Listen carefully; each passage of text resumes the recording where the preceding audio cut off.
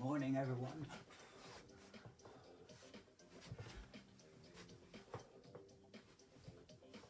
And welcome to Circus at Home for Everyone with myself, Circus Stew. And I've been playing with feathers just recently, found my box of beautiful feathers. I have lots of different colours. And I've discovered that if you want to do juggling with feathers, it is quite tricky. It's a good challenge, as you can see. Very pretty. Okay, hope you're okay. Today's theme is a challenge. So yesterday it should have been the London Marathon, but because of the COVID-19 lockdown, that didn't happen, and lots of people have been doing other challenges, some related to 26 miles, some related to other things. So we're going to have a go at doing our own challenges today. But first we need to warm up a bit. So let's start by warming up. Let's turn the music on a bit louder. Let's see if we can get 26 steps in. 1, 2, 3, 4, 5, 6, 7, 8, 9, 10, 11, 12, 13, 14, 15, 16, 18, 19, 20, 21, 22, 23, 24, 25, 26. That's 26 steps done. Let's run on the spot. In time with the music.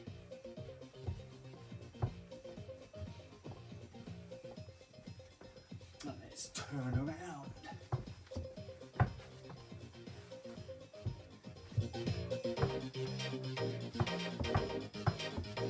It's popping. Turn it away. And the other way. Good. And on the spot. And let's go down. See how low you can get. And up again. Let's touch the ceiling. And let's go to the floor again. Good. Let's go like this.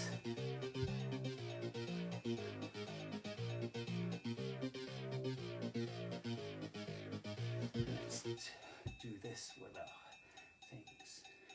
That's good. Good, that's a nice little warm-up. Hope you're feeling slightly out of breath. That's good. It means our muscles are nicely warm for the fun and games. So, what I want to first remind you about is when we're doing juggling, there's a basic pattern that we're looking at. And the easiest way to show you that, to remind you of it, is to use these scarves. Now, the nice thing about scarves is that they're actually quite slow in floating down, so you've got a bit more time to see. So if I grab all three, you'll see the pattern just goes from one side to the other. So the basic throw, to remind you, is from one hand to the other hand, backwards and forwards. Where the second one, then in, throw, throw, catch, catch. You can see each time a scarf is changing from one side to the other. And then we add the third one in.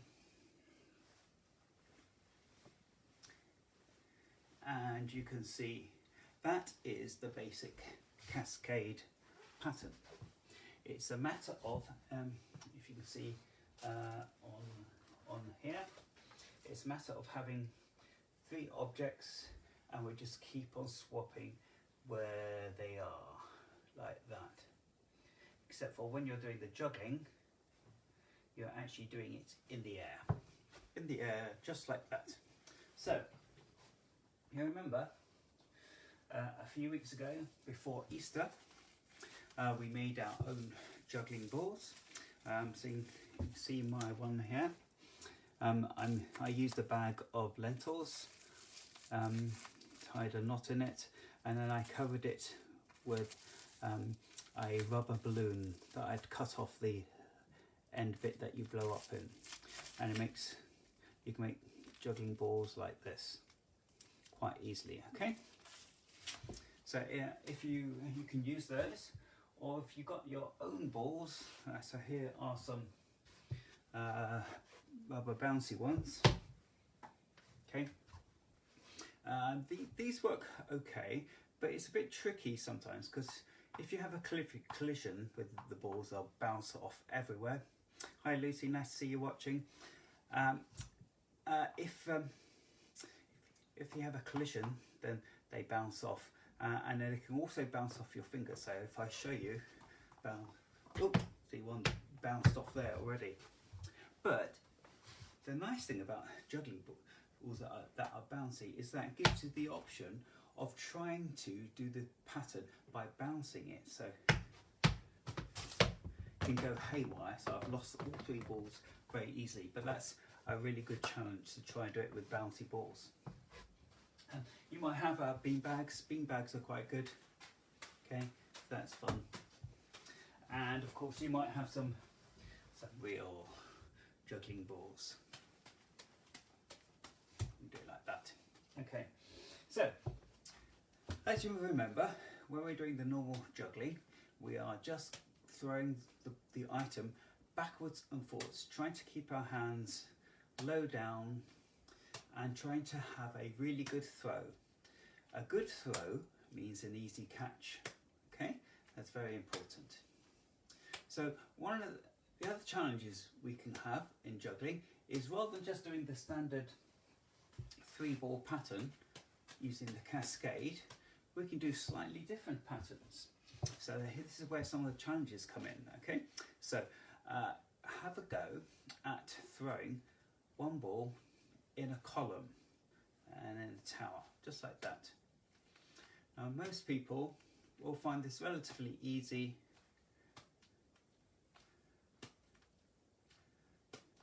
like that, and we want to practice with both hands.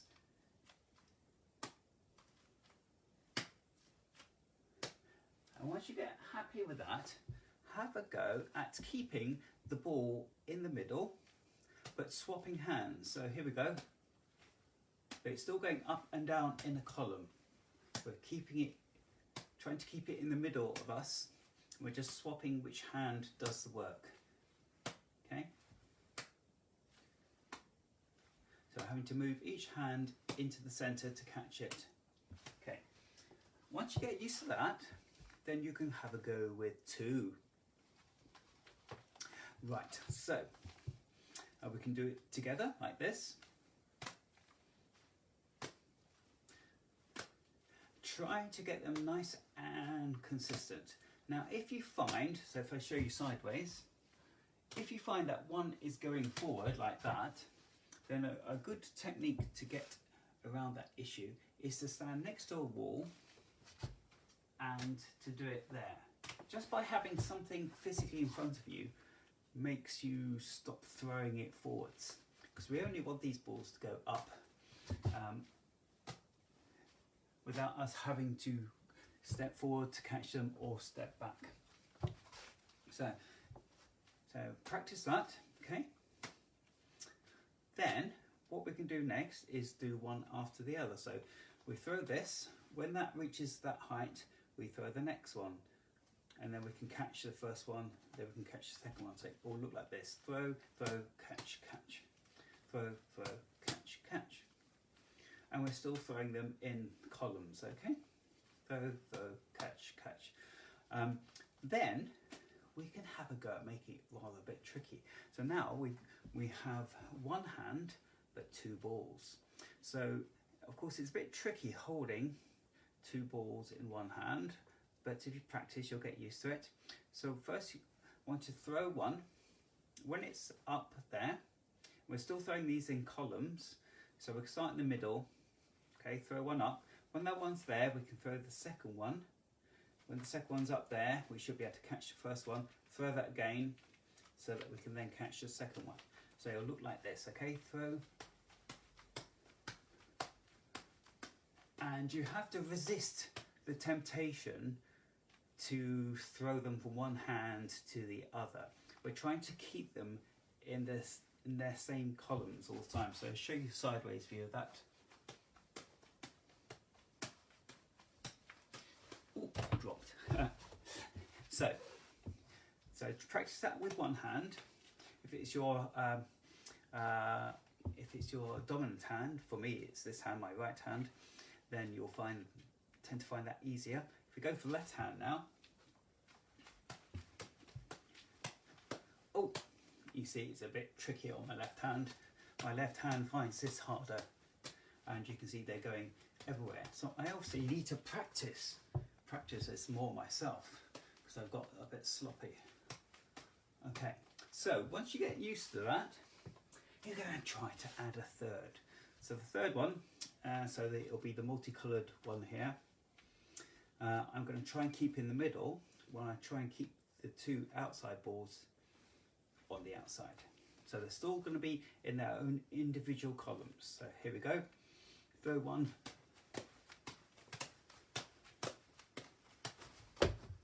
So hopefully you saw that. So if I do it this way, let's see what it looks like.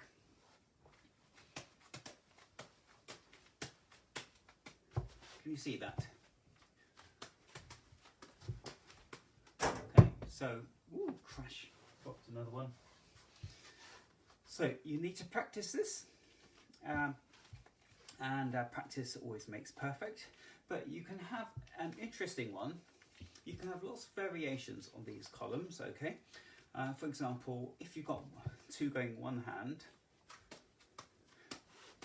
this third one can just go up and down like that without you having to let go. So if we can go like this. And it looks like you're doing three, but one is having a simpler task. You still have to work on the fact that, oh, I'm dropping them everywhere. You still have to work on keeping the two going. But you can see you can have lots of different variations. So that's, whoops, keep on dropping the balls. That's columns, okay? You can, if you want to, if you're getting used to juggling the cascade, from the cascade you can then go into the columns and then out again. So that's fun to mix all the different patterns, okay? So I'll show you that again. I'll show you sideways. I don't know if that's going to help. Let's go diagonal. Okay, so normal cascade, and then go into columns. So something like that. So practice makes perfect. So you do have to practice. Other things you can work at, often best to start with one, is have a go at throwing one under your leg like that, and alternate which one. So we're still trying to go for a throw that reaches the other hand. It's just, it's a bit harder work because we're having to do it like that. This is actually much harder. We move back to the scarves, because the scarves you have to throw quite a long way. So if you try it under your leg, you find that your leg just stops you being able to throw it so easily. It's not impossible. So if I do, let's see if I can do three to give you fun entertainment. Oh, that's hard. So you can see it's much harder. But then if you move to doing it with balls, then it's a bit easier.